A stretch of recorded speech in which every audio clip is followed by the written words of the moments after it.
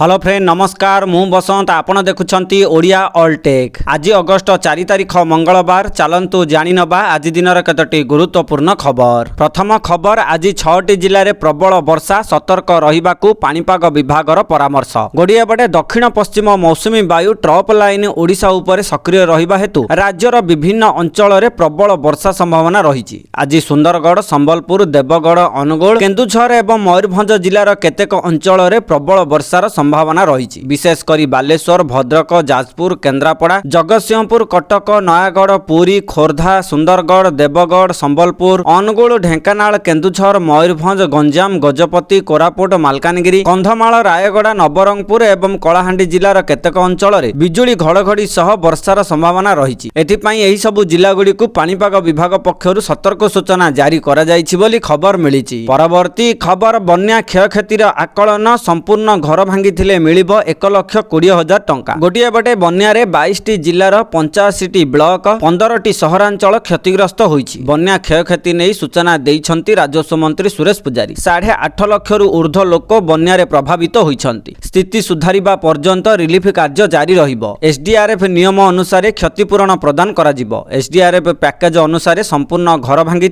मिलिब 1,20,000 टंका। पक्का घर आंशिक भांगी मिलिब 6,500 टंका। कच्चा घर आंशिक भांगी मिलिब 4,000 टंका। कुड़िया भांगी 8,000। गुहाल पाई 3,000 टंका क्षतिपूरण मिलिब। खालुआ जमी रे चाष क्षयक्षति पाई हेक्टर पिछा 8,500 टंका। जलसेचित जमी रे हेक्टर पिछा 17,000 टंका क्षतिपूरण मिलिब। सेहीपरि बन्या रे जीवन हानि पाई 4 लाख टंका क्षतिपूरण मिलिब। सेही भली गाई पाई 37,500 टंका। बलद किंबा महिषी पाई 32,000। बाछुरी पाई 20,000। छेली किंबा मेंढा पाई 4,000 टंका क्षतिपूरण मिलिब। समुदाय 22टी जिला क्षतिग्रस्त होईछि। 85टी ब्लॉक सह 15 सहरांचल प्रभावित होईछि। 656 पंचायत एवं 1,458 गाँ क्षतिग्रस्त होईछि। 8,63,909 जन लोक प्रभावित होईछंती। 2,67,301 जन स्थानांतरित होईथिले। 529 रिलीफ कैंप परिचालित होईथिला बोली खबर मिलिछि। परवर्ती खबर दिव्यांग मानक पई बड़ खबर बदलिला गाइडलाइन। वार्षिक 5 लाख टंका पर्यंत आय थिबा परिवारर दिव्यांग मानकु मिलिबो मागणा उपकरण और शिक्षावृत्ति। गोटे बटे पूर्वर 2,40,000 आय थिबा परिवारंकु योजनार फायदा मिलुथिला। राज्य सरकार भीम भोई भिन्नक्षम सामर्थ्य अभियान योजनार गाइडलाइन रे संशोधन करिसंती। परिवारर वार्षिक आय सीमा को वृद्धि करा जायछि। जेउ परिवारर वार्षिक 5 लाख टंका पर्यंत आय थिबो सेही परिवारर दिव्यांग मानंकु मागणा रे उपकरण और शिक्षावृत्ति मिलिबो एवं जेउ परिवारर वार्षिक आय 5 लाख रु 10 लाख टंका मध्यरे थिबो सेमानंकु भिन्नक्षम उपकरणर मोट मूल्यर मात्र 25% अर्थ देबाकू पड़िबो। सेहीपरि 10 लाख रु अधिक वार्षिक आय थिबा परिवार गुड़िकु मोट खर्चर 50% बहन करिबाकू हेबो बोली उल्लेख रहिछि। पूर्वरु वार्षिक 2,40,000 टंका पर्यंत आय थिबा परिवारकू संपूर्ण मागणा रे ओ एहाठु अधिक थिबा परिवारकू 50% रिहाती मूल्य रे भिन्नक्षम सहायक उपकरण जोगाई दिया जाउथिला। सेहीपरि शिक्षावृत्ति रे 10म श्रेणी परवर्ती उच्च शिक्षा ग्रहण करुथिबा भिन्नक्षमक संतानक पई पूर्वरु परिवारर वार्षिक आय सीमा 2,40,000 टंकारु कम रहिथिला। एबे सेही आय सीमा को 5 लाख टंका पर्यंत वृद्धि करिसंती राज्य सरकार बोली खबर मिलिछि। परवर्ती खबर पुरी रथयात्रा को यूनेस्को तालिका रे शामिल पाई चिट्ठी लिखिसंती मुख्यमंत्री। यूनेस्कोर अमूल्य सांस्कृतिक ऐतिह्य तालिका रे पुरी रे श्री जगन्नाथଙ୍କ रथयात्रा को मनोनीत करिबा पाई केंद्र संस्कृति और पर्यटन मंत्री गजेंद्र सिंह शेखावतଙ୍କୁ व्यक्तिगत भावे हस्तक्षेप करिबाकू चिट्ठी लिखिसंती मुख्यमंत्री मोहन चरण माझी। यूनेस्कोर ऐतिह्य तालिका रे लिपिबद्ध करिबा पाई श्री जगन्नाथ मंदिर प्रशासन देइथिबा प्रस्ताव प्रति दृष्टि आकर्षण करिबाकू चिट्ठी रे लिखिसंती मुख्यमंत्री। एही पर्वर उल्लेखनीय सांस्कृतिक गुरुत्व एवं एहार समन्वय एवं मानविक मूल्यबोधर सार्वजनीन वार्ता को विचार करी प्रस्ताव को संस्कृति मंत्रालय आवश्यक समर्थन प्रदान करिबा पाई अनुरोध करिसंती मुख्यमंत्री बोली खबर मिलिछि। परवर्ती खबर बन्या परे जलबंदी अंचल रे साप कामुडा घटना वृद्धि पाउथिबारु सतर्क होईछि स्वास्थ्य विभाग।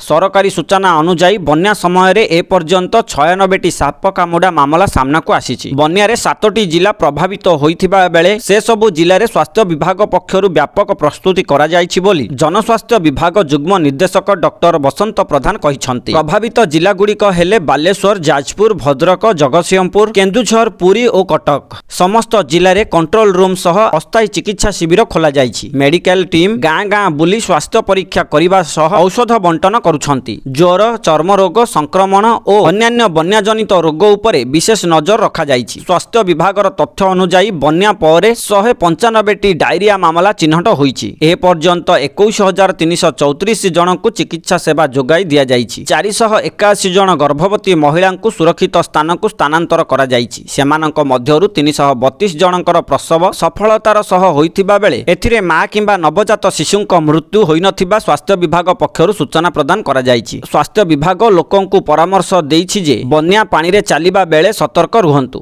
ରାତିରେ ଟର୍ଚ୍ଚ ବ୍ୟବହାର କରନ୍ତୁ, ଘର ଓ ଆଖପାଖକୁ ସଫା ରଖନ୍ତୁ ଏବଂ ସାପ କାମୁଡ଼ିଲେ କୌଣସି ଘରୋଇ ଚିକିତ୍ସା ନ କରି ତୁରନ୍ତ ନିକଟସ୍ଥ ମେଡିକାଲକୁ ଯାଆନ୍ତୁ। ବନ୍ୟା ପାଣି କମୁଥିଲେ ମଧ୍ୟ ବିପଦ ଏବେ ସମ୍ପୂର୍ଣ୍ଣ ଟଳି ନାହିଁ। ସାପ କାମୁଡ଼ା, ଡାଇରିଆ ଏବଂ ଜଳବାହିତ ରୋଗକୁ ନେଇ ସଚେତନ ରହିବାକୁ ସ୍ୱାସ୍ଥ୍ୟ ବିଭାଗ ଜନସାଧାରଣଙ୍କୁ ଅପିଲ କରିଛନ୍ତି ବୋଲି ଖବର ମିଳିଛି। ପରବର୍ତ୍ତୀ ଖବର, ଭତ୍ତା ଟଙ୍କାକୁ ନେଇ ବଡ଼ ଘୋଷଣା କରିବେ ମୁଖ୍ୟମନ୍ତ୍ରୀ ମୋହନ ଚରଣ ମାଝୀ, କାରଣ ଆନ୍ଦୋଳନକୁ ଓହ୍ଲାଇବେ 18 ଲକ୍ଷ ବୃଦ୍ଧ ବୃଦ୍ଧା। ସେପଟେ କମ୍ ଭତ୍ତା ଟଙ୍କା ଯୋଗୁଁ 18 ଲକ୍ଷ ହିତାଧିକାରୀ ହନ୍ତସନ୍ତ ହେଉଛନ୍ତି। ଏହି ହିତାଧିକାରୀଙ୍କ ବୟସ 60 ବର୍ଷରୁ ଉର୍ଦ୍ଧ୍ୱ ହୋଇଥିଲେ ମଧ୍ୟ ସେମାନଙ୍କୁ ବାର୍ଦ୍ଧକ୍ୟ ଭତ୍ତା 3000 ଟଙ୍କା ଦେଉନାହାନ୍ତି ଓଡ଼ିଶା ସରକାର। ତେଣୁ 60ରୁ ଉର୍ଦ୍ଧ୍ୱ ବୟସର ବୃଦ୍ଧ ବୃଦ୍ଧା ଆନ୍ଦୋଳନକୁ ଓହ୍ଲାଇବେ। ଅନ୍ୟପଟେ ଆଗକୁ ପଞ୍ଚାୟତ ନିର୍ବାଚନ ଆସୁଛି। ତେଣୁ ଆଗାମୀ ଦିନରେ 60 ବର୍ଷରୁ ଉର୍ଦ୍ଧ୍ୱ ବୟସର ଲୋକମାନଙ୍କୁ 3000 ଭତ୍ତା ଟଙ୍କା ପ୍ରଦାନ କରିବେ ମୁଖ୍ୟମନ୍ତ୍ରୀ ମୋହନ ଚରଣ ମାଝୀ ବୋଲି ବିଜେପି ବିଧାୟକ ବଡ଼ ସୂଚନା ଦେଇଛନ୍ତି। ପରବର୍ତ୍ତୀ ଖବର, ପୁଣି ମିଳିବ ପିଏମ୍ କିଷାନ ଯୋଜନାରେ 2000 ଟଙ୍କା। ବଡ଼ ସୂଚନା ଦେଲେ କେନ୍ଦ୍ର କୃଷିମନ୍ତ୍ରୀ। ଏହି ଚାଷୀଙ୍କୁ ମିଳିବନି କିଷାନ ଟଙ୍କା, ଆପଣଙ୍କୁ ମିଳିବ କି ନାହିଁ ଜାଣି ନିଅନ୍ତୁ। ଗୋଟିଏ ପଟେ ପ୍ରଧାନମନ୍ତ୍ରୀ ନରେନ୍ଦ୍ର ମୋଦି ପିଏମ୍ କିଷାନ ଯୋଜନାର 23ତମ କିସ୍ତିର 2000 ଟଙ୍କା ପ୍ରଦାନ କରିସାରିଛନ୍ତି। ଏବେ ଅନେକ ଚାଷୀ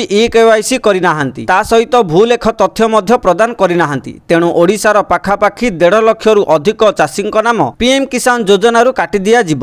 ଯଦି ଆପଣ ପିଏମ୍ କିଷାନ ଯୋଜନାରେ ନିଜର ଭୂଲେଖ ତଥ୍ୟ ପ୍ରଦାନ କରିନାହାନ୍ତି, ତେବେ ପିଏମ୍ କିଷାନ ଯୋଜନାର ଅଫିସିଆଲ ୱେବସାଇଟକୁ ଯାଇ କିମ୍ବା ଜନସେବା କେନ୍ଦ୍ରକୁ ଯାଇ ତୁରନ୍ତ ଅପଲୋଡ କରାଇ ନିଅନ୍ତୁ। ନଚେତ ଆପଣଙ୍କୁ ପିଏମ୍ କିଷାନ ଯୋଜନାର 24ତମ କିସ୍ତିର 2000 ଟଙ୍କା ମିଳିବ ନାହିଁ ବୋଲି ଖବର ମିଳିଛି। ପରବର୍ତ୍ତୀ ଖବର, ସ୍ୱାଭାବିକ ହେଲା ପ୍ରଭୁ ଲିଙ୍ଗରାଜଙ୍କ ନୀତିକାନ୍ତି। ମନ୍ଦିର କାର୍ଯ୍ୟନିର୍ବାହୀ ଅଧିକାରୀ ରମେଶ ଚନ୍ଦ୍ର ଜେନାଙ୍କ ଅଧ୍ୟକ୍ଷତାରେ ବୈଠକ ପରେ ନୀତିକାନ୍ତି ସ୍ୱାଭାବିକ ହୋଇଛି। ବୈଠକରେ ଏକାମ୍ର ବିଧାୟକ ବାବୁ ସିଂଙ୍କ ସମେତ ପୂଜା ପଣ୍ଡା ନିଯୋଗ, ବ୍ରାହ୍ମଣ ନିଯୋଗ ଏବଂ ବଡୁ ନିଯୋଗର ସଭାପତି ଓ କର୍ମକର୍ତ୍ତାମାନେ ଉପସ୍ଥିତ ଥିଲେ। ନୀତିକାନ୍ତିରେ ଦେଖାଦେଇଥିବା ବିଭ୍ରାଟ ଓ ଭକ୍ତଙ୍କ ସମସ୍ୟାକୁ ନେଇ ବିସ୍ତୃତ ଆଲୋଚନା ହୋଇଛି। ଆଲୋଚନା ପରେ ବାବୁ ସିଂ କହିଛନ୍ତି ଯେ ସମସ୍ତ ନିଯୋଗର ମତାମତକୁ ଗ୍ରହଣ କରାଯାଇଛି। ମନମାଳିନ୍ୟକୁ ଦୂରେଇ ରଖି ପୂର୍ବ ଭଳି ପ୍ରଭୁ ଲିଙ୍ଗରାଜଙ୍କ ନୀତିକାନ୍ତି ସ୍ୱାଭାବିକ ଭାବେ ପରିଚାଳନା କରିବାକୁ ନିଷ୍ପତ୍ତି ନିଆଯାଇଛି। ଆଗାମୀ 4 ଦିନ ଭିତରେ ମନ୍ଦିର ଟ୍ରଷ୍ଟର ମିଟିଂ ରଖାଯିବ। ଏଥିରେ ଯାହାର ଯାହାର ମତାନ୍ତର ଅଛି ସେ ସବୁ କଥା ଶୁଣି ସମାଧାନ କରାଯିବ ବୋଲି ଖବର ମିଳିଛି। ପରବର୍ତ୍ତୀ ଖବର, ହୀରାକୁଦର 17ଟି ଗେଟ୍ ଖୋଲା, କମୁଛି ମହାନଦୀର ବନ୍ୟା ଚାପ। ଗୋଟିଏ ପଟେ ଧୀରେ ଧୀରେ କମୁଛି ମହାନଦୀର ପ୍ରବାହ। ଗତକାଲି ସକାଳ 6ଟା ସୁଦ୍ଧା କଟକର ମୁଣ୍ଡୁଳି ବ୍ୟାରେଜରେ ମହାନଦୀର ପ୍ରବାହ 6,02,755 କ୍ୟୁସେକ୍ ରହିଥିଲା। ପୂର୍ବ ତୁଳନାରେ ଜଳ ପ୍ରବାହ କମୁଥିବା ଦେଖାଯାଇଥିଲେ ମଧ୍ୟ ନଦୀ ଜଳସ୍ତର ଏବେ ବି ବଢୁଛି। ଏପଟେ ହୀରାକୁଦର 17ଟି ଗେଟ୍ ଦେଇ ନିଷ୍କାସିତ ହେଉଛି ବନ୍ୟା ଜଳ। ବାମ ପଟୁ 11ଟି ଓ ଡାହାଣ ପଟୁ 6ଟି ଗେଟ୍ ଖୋଲା ରହିଛି। ଏବେ ଜଳଭଣ୍ଡାରର ଜଳସ୍ତର ରହିଛି 621 ଫୁଟ। ହୀରାକୁଦ ଜଳଭଣ୍ଡାରକୁ ପ୍ରତି ସେକେଣ୍ଡରେ 1,07,694 କ୍ୟୁସେକ୍ ଜଳ ପ୍ରବେଶ କରୁଥିବା ବେଳେ 3,12,055 କ୍ୟୁସେକ୍ ଜଳ ନିଷ୍କାସନ ହେଉଛି। ଏଥିମଧ୍ୟରୁ ଅଧିକାଂଶ ଜଳ ସ୍ପିଲୱେ ମାଧ୍ୟମରେ ଛଡ଼ାଯାଉଛି ବୋଲି ଖବର ମିଳିଛି। ପରବର୍ତ୍ତୀ ଖବର, ପରୀକ୍ଷାର୍ଥୀଙ୍କୁ ମିଳିବ ନିଜ ରାଜ୍ୟରେ ସେଣ୍ଟର ସୁଯୋଗ। କେନ୍ଦ୍ର ସରକାର ମାସ ଶେଷରେ ଅନୁଷ୍ଠିତ ହେବାକୁ ଥିବା ନିଟ୍ PG ପରୀକ୍ଷା ପାଇଁ ଅନେକ ପରିବର୍ତ୍ତନ ଘୋଷଣା କରିଛନ୍ତି, ଯେଉଁଥିରେ ପରୀକ୍ଷା ସ୍ଥାନର ପସନ୍ଦକୁ ବିସ୍ତାର କରିବା, ପ୍ରାର୍ଥୀମାନଙ୍କୁ ଯାତ୍ରା ଯୋଜନା ପାଇଁ ଅଧିକ ସମୟ ଦେବା ଏବଂ ପ୍ରତି ପ୍ରଶ୍ନ ପାଇଁ ଉପଲବ୍ଧ ସମୟ ବୃଦ୍ଧି କରିବା ଅନ୍ତର୍ଭୁକ୍ତ। କେନ୍ଦ୍ର ସ୍ୱାସ୍ଥ୍ୟ ମନ୍ତ୍ରାଳୟ ଅନୁଯାୟୀ ଏହି ସଂସ୍କାର ଗୁଡ଼ିକ ଲକ୍ଷ୍ୟ ହେଉଛି ସ୍ନାତକୋତ୍ତର ପାଇଁ ଜାତୀୟ ଯୋଗ୍ୟତା ସହ ପ୍ରବେଶ ପରୀକ୍ଷା ପ୍ରକ୍ରିୟାକୁ ଅଧିକ ସୁବିଧାଜନକ ଏବଂ ସୁରକ୍ଷିତ କରିବା। ସଂଶୋଧିତ ବ୍ୟବସ୍ଥା ଅନୁଯାୟୀ ପ୍ରାର୍ଥୀମାନଙ୍କୁ ସେମାନଙ୍କର ପରୀକ୍ଷା କେନ୍ଦ୍ର ପାଇଁ 3ଟି ରାଜ୍ୟର ପସନ୍ଦ ପ୍ରଦାନ କରିବାକୁ ପଡ଼ିବ। ସେମାନଙ୍କର ପତ୍ର ବିନିମୟ ରାଜ୍ୟ ବାଧ୍ୟତାମୂଳକ ପ୍ରଥମ ପସନ୍ଦ ହେବ, ଯାହାଦ୍ୱାରା ସେମାନଙ୍କର ବାସସ୍ଥାନ ନିକଟରେ କେନ୍ଦ୍ରଗୁଡ଼ିକ ଆବଣ୍ଟନ କରାଯାଇପାରିବ ବୋଲି ଖବର ମିଳିଛି। ପରବର୍ତ୍ତୀ ଖବର, ଏଣିକି ସୋସିଆଲ ମିଡିଆରେ ଗାଳି କରୁଥିଲେ ସାବଧାନ, ବଦଳିବାକୁ ଯାଉଛି ଦଣ୍ଡବିଧାନ। ବୁଧବାର ସୁପ୍ରିମକୋର୍ଟରେ ବଡ଼ ଶୁଣାଣି। ଯଦି ଆପଣ ଫେସବୁକ୍, ଏକ୍ସ କିମ୍ବା ଇନଷ୍ଟାଗ୍ରାମରେ କାହାକୁ ଗାଳିଗୁଲଜ କରୁଛନ୍ତି କିମ୍ବା ଆପତ୍ତିଜନକ ଶବ୍ଦ ବ୍ୟବହାର କରୁଛନ୍ତି, ତେବେ ହୁଏତ ଆପଣଙ୍କୁ ଜେଲ୍ ଯିବାକୁ ପଡ଼ିନପାରେ, କିନ୍ତୁ ହାତରେ ଝାଡ଼ୁ ଧରି ରାସ୍ତା ସଫା କରିବାକୁ କିମ୍ବା ଗରିବଙ୍କ ସେବା କରିବାକୁ ପଡ଼ିପାରେ। ସୋସିଆଲ ମିଡିଆରେ ଅସଂଯମିତ ଆଚରଣ ପ୍ରଦର୍ଶନ କରୁଥିବା ଯୁବପିଢ଼ିଙ୍କୁ ସାମୁଦାୟିକ ସେବା ମାଧ୍ୟମରେ ସୁଧାରିବା ପାଇଁ ହୋଇଥିବା ଏକ ଆବେଦନକୁ ଶୁଣାଣି କରିବାକୁ କରିବାକୁ ସୁପ୍ରିମକୋର୍ଟ ସମ୍ମତି ପ୍ରକାଶ କରିଛନ୍ତି। ସୋସିଆଲ ମିଡିଆରେ ହେଟ୍ ସ୍ପିଚ୍ ଯେଉଁଭଳି ଭାବେ ବଢୁଛି ତାହା ସାମାଜିକ ଶୃଙ୍ଖଳା ପ୍ରତି ବିପଦ ସୃଷ୍ଟି କରୁଛି। ସୁପ୍ରିମକୋର୍ଟ ଏହି ମାମଲାର ଶୁଣାଣି ପାଇଁ ଆସନ୍ତା ବୁଧବାର ଦିନ ଧାର୍ଯ୍ୟ କରିଛନ୍ତି। ଯଦି ସୁପ୍ରିମକୋର୍ଟ ଏହି ଆବେଦନ ଉପରେ କୌଣସି ନିର୍ଦ୍ଦେଶ ଦିଅନ୍ତି ତେବେ ଏହା ଭାରତୀୟ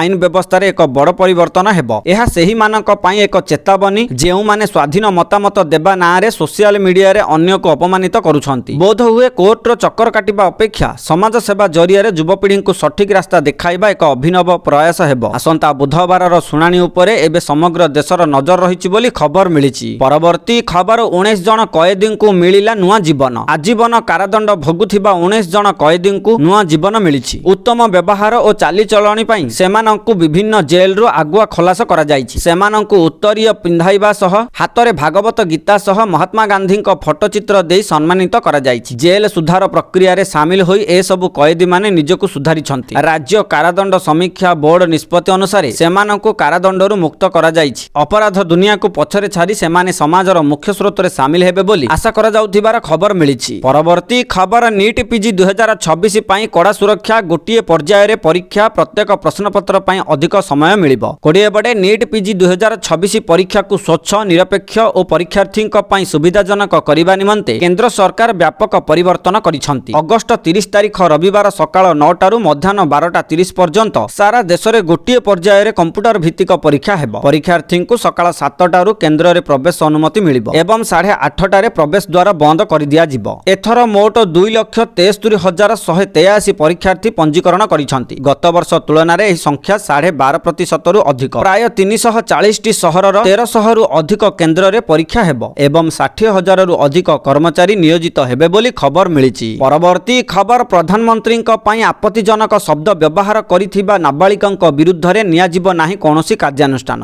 ଗୁଡ଼ିଏ ବଡ଼େ ଗତ ମାସରେ ଯନ୍ତର ମନ୍ତରରେ କକରୋଜ ଜନତା ପାର୍ଟି ଦ୍ୱାରା ଆୟୋଜିତ ଛାତ୍ର ପ୍ରତିବାଦ ସମୟରେ ପ୍ରଧାନମନ୍ତ୍ରୀ ନରେନ୍ଦ୍ର ମୋଦିଙ୍କ ବିରୁଦ୍ଧରେ ଆପତ୍ତିଜନକ ମନ୍ତବ୍ୟ ଦେଇଥିବା ଏକ ଭାଇରାଲ ଭିଡିଓରେ ଦେଖାଯାଇଥିବା ନାବାଳିକା ଝିଅ ବିରୁଦ୍ଧରେ ରୁଜୁ ହୋଇଥିବା ଏଫଆଇଆରକୁ ଆଗକୁ ନ ବଢ଼ାଇବାକୁ ଦିଲ୍ଲୀ ପୋଲିସ ନିଷ୍ପତ୍ତି ନେଇଛି। ନଏଡା ପୋଲିସ ଦ୍ୱାରା ଏହି ମାମଲାରେ ଶୂନ୍ୟ ଏଫଆଇଆର ପଞ୍ଜୀକରଣ ପରେ ଏହି ନିଷ୍ପତ୍ତି ନିଆଯାଇଛି। ପରବର୍ତ୍ତୀ ସମୟରେ ଝିଅଟି ତାଙ୍କ କାର୍ଯ୍ୟ ପାଇଁ କ୍ଷମା ପ୍ରାର୍ଥନା କରି ଏକ ଭିଡିଓ ଜାରି କରିଛନ୍ତି। ସେ କହିଛନ୍ତି ଯେ ସେ 15 ବର୍ଷ ବୟସର ଏବଂ ପ୍ରତିବାଦରେ ଉପସ୍ଥିତ କେତେକ ବ୍ୟକ୍ତିଙ୍କ ଦ୍ୱାରା ପ୍ରଭାବିତ ହୋଇ ସେ ଏହି ମନ୍ତବ୍ୟ ଦେଇଥିଲେ। ଭିଡିଓ ଭାଇରାଲ ହେବା ପରେ ଏହି ମାମଲାଟି ଯଥେଷ୍ଟ ଦୃଷ୍ଟି ଆକର୍ଷଣ କରିଥିଲା, କିନ୍ତୁ ଦିଲ୍ଲୀ ପୋଲିସ ଏବେ ନାବାଳିକା ଝିଅ ବିରୁଦ୍ଧରେ ଆଉ କାର୍ଯ୍ୟାନୁଷ୍ଠାନ ଗ୍ରହଣ ନ କରିବାକୁ ନିଷ୍ପତ୍ତି ନେଇଛି ବୋଲି ଖବର ମିଳିଛି। ପରବର୍ତ୍ତୀ ଖବର ଇରାନ ଉପରେ ଆକ୍ରମଣ ସ୍ଥଗିତ ରଖିଲେ ଟ୍ରମ୍ପ। ଇରାନ ସହ ଚାଲିଥିବା 5 ମାସର ଯୁଦ୍ଧର ଅବସାନ ପାଇଁ ଏକ ସମ୍ଭାବ୍ୟ ଚୁକ୍ତିର ରୂପରେଖ ଉପରେ ସହମତି ହୋଇଥିବା ଦାବି କରି ଆମେରିକା ଓ ଇସ୍ରାଏଲ ଇରାନ ବିରୁଦ୍ଧରେ ପ୍ରସ୍ତାବିତ ନୂଆ ଆକ୍ରମଣକୁ ସ୍ଥଗିତ ରଖିଛନ୍ତି। ଆମେରିକା ରାଷ୍ଟ୍ରପତି ଡୋନାଲ୍ଡ ଟ୍ରମ୍ପ ଶନିବାର ସନ୍ଧ୍ୟାରେ ନିଜ ଟ୍ରୁଥ ସୋସିଆଲ ମଞ୍ଚରେ ଏହି ଘୋଷଣା କରିଛନ୍ତି। ଟ୍ରମ୍ପଙ୍କ କହିବା ଅନୁସାରେ